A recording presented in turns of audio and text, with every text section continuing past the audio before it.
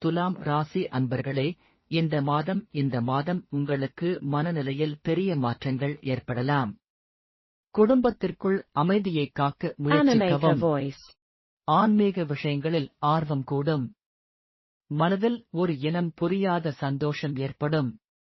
தேவையற்ற பயணங்களால் சற்றே அலைச்சல் அதிகரிக்கக்கூடும்.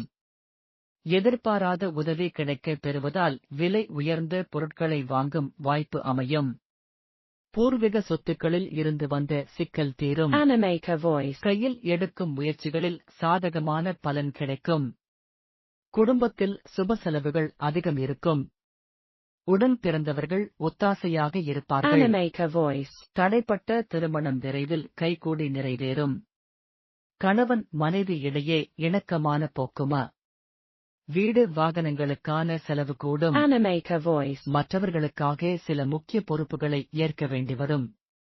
யாருக்கும் சாட்சி கையெழுத்திட்டு பிரச்சனையில் மாட்டிக்கொள்ள வேண்டாம்.